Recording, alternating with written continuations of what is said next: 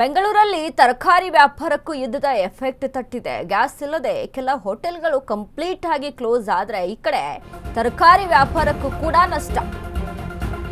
ಬೆಂಗಳೂರಲ್ಲಿ ತರಕಾರಿ ವ್ಯಾಪಾರಕ್ಕೂ ಯುದ್ಧದ ಎಫೆಕ್ಟ್ ನೋಡಿ, ಒಂದಕ್ಕೊಂದು ಹೇಗೆ ಲಿಂಕ್ ಇರುತ್ತೆ ಅಂತ ಅಂದ್ರೆ, ಇದೀಗ ಹೋಟೆಲ್ಗಳು ಓಪನ್ ಇತ್ತು ಅಂದ್ರೆ ಅಲ್ಲಿ ತರಕಾರಿ ವ್ಯಾಪಾರ ಆಗುತ್ತೆ. ಹೋಟೆಲ್ ಬಂದ ಹಿನ್ನೆಲೆ ಕೆಆರ್ ಮಾರ್ಕೆಟ್ ಫುಲ್ ಖಾಲಿ ಆಗಿದೆ.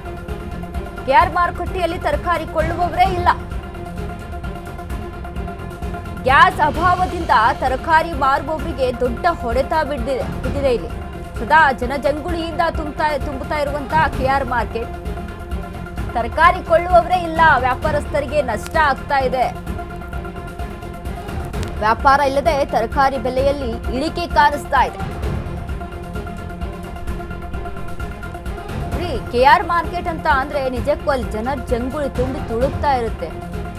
ತರಕಾರಿ ಮಾರ್ಕೆಟ್ ಕೆಆರ್ ಮಾರ್ಕೆಟ್ಗೆ ಹೋದ್ವಿ ಅಂತ ಅಂದ್ರೆ ಯಾವಾಗ ಇಲ್ಲಿಂದ ಹೊರಗಡೆ ಬಂದಿವೋ ಅನ್ನುವಂಥ ರೀತಿಯಲ್ಲಿ ಅಲ್ಲಿ ಆಗುತ್ತೆ.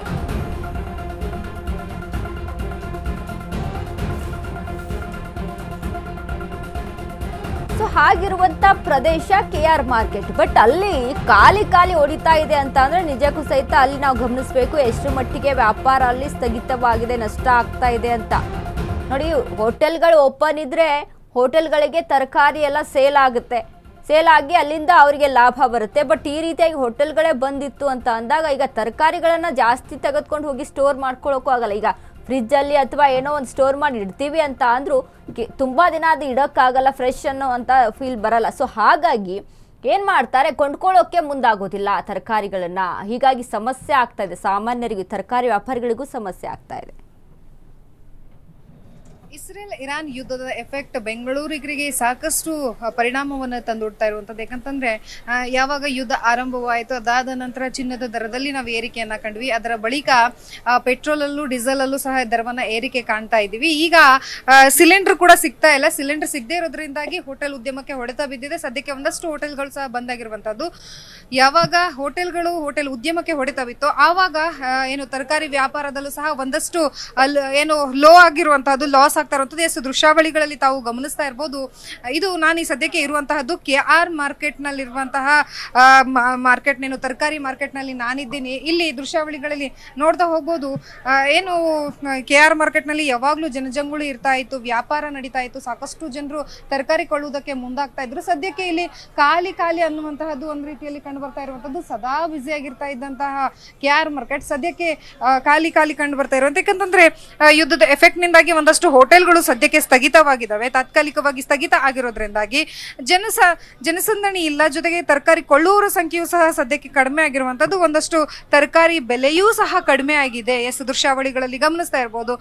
ಏನು ವ್ಯಾಪಾರ ಮಾಡುವಂತವರು ಅವರಷ್ಟೇ ಇದ್ದಾರೆ. ಸದ್ಯಕ್ಕೆ ವ್ಯಾಪಾರ ಕಡಿಮೆ ಆಗಿದೆ. ಯಾಕಂತಂದ್ರೆ ಪ್ರತಿನಿತ್ಯ ಏನಿಲ್ಲ ಅಂದ್ರೆ ಒಂದು 95% ಜನರು ಇಲ್ಲಿಗೆ ಬರ್ತಾ ಇದ್ರು. ಸದ್ಯಕ್ಕೆ ಏನಿಲ್ಲ ಅಂತಂದ್ರೆ 40% ಜನರು ಇಲ್ಲಿ ಕಾಣುವುದು ಅಂತದ್ದು ನಮಗೆ ತುಂಬಾ ಕಡಿಮೆ ಆಗಿರುವಂತದ್ದೇ ದೃಶ್ಯಾವಳಿಗಳಲ್ಲಿ ಗಮನಿಸ್ತಾ ಇದ್ದೀರಾ.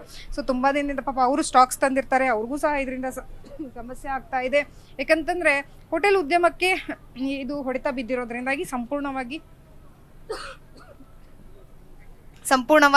ಸದ್ಯಕ್ಕೆ ಕೆಆರ್ ಮಾರ್ಕೆಟ್ ನಲ್ಲಿರುವಂತಹ ವ್ಯಾಪಾರಸ್ಥರಿಗೆ, ತರಕಾರಿ ಮಾರುವವರಿಗೆ, ಜೊತೆಗೆ ದಿನಸಿಗೂ ಸಹ ಒಂದು ರೀತಿಯಲ್ಲಿ ಇದು ಎಫೆಕ್ಟ್ ಆಗುವಂತಹದ್ದು.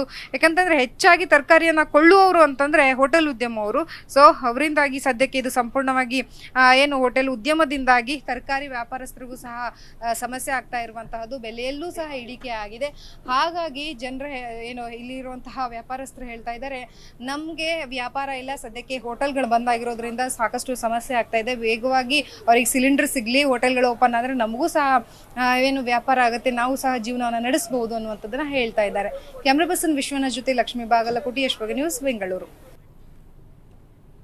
ವ್ಯಾಪಾರ ಕಡಿಮೆ ಇದೆ, ಎಲ್ಲ ಸಸ್ತಾ ಇದೆ. ತರಕಾರಿ ಸಸ್ತಿ, ಬೀನ್ಸ್ಗಳು ಎಲ್ಲ 40 ರೂಪಾಯಿ 50 ರೂಪಾಯಿ ಕೆಜಿ, ಎಲ್ಲ 20-30 ರೂಪಾಯಿ ತರಕಾರಿಗಳು. ಈರುಳ್ಳಿ, ಆಲೂಗಡ್ಡೆ 20 ರೂಪಾಯಿಂದ 15 ರೂಪಾಯಿ ಕೆಜಿ. ಏನು ವ್ಯಾಪಾರ ಇಲ್ಲ.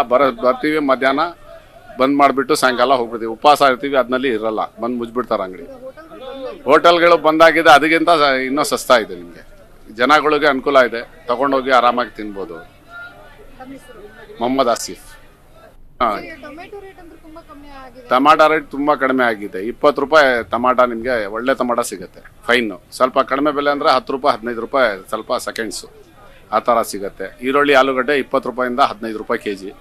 ತರಕಾರಿ ಎಲ್ಲ 20 ರೂಪಾಯಿ 30 ರೂಪಾಯಿ ಕೆ ಜಿ. ಏನು ಡಿಮಾಂಡ್ ಇಲ್ಲ, ಎಲ್ಲ ಸಸ್ತಾ ಇದೆ. ಹೋಟೆಲ್ ಬಂದಾಗಿದೆ, ಏನು ಹೋಗ್ತಾ ಇಲ್ಲ. ಜನಗಳಿಗೆ ಆರಾಮಾಗಿ ತೊಗೊಂಡು ಹೋಗ್ಬೋದು, ಅಷ್ಟು ಸಸ್ತಾ ಇದೆ. ವ್ಯಾಪಾರಗಳು ಏನಿಲ್ಲ ಮಾರ್ಕೆಟ್ನಲ್ಲಿ. ನಿಂಬೆ ಹಣ್ಣಿನ ರೇಟ್ ಜಾಸ್ತಿ ಆಗಿದೆ. ನಿಂಬೆ ಹಣ್ಣು ಜಾಸ್ತಿ ಆಗಿದೆ ಬೆಲೆ, ಬಿಸಿಲು ಕಾಲ.